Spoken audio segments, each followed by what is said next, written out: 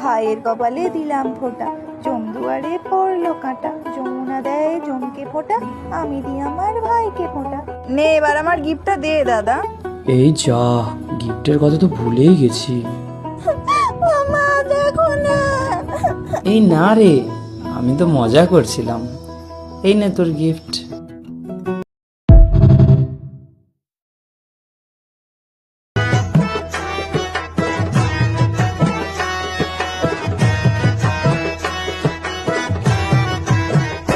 যেমন করে নেচেছিলে মা যশোদার ঘরে তুমি, যেমন করে নেচেছিলে মা যশোদার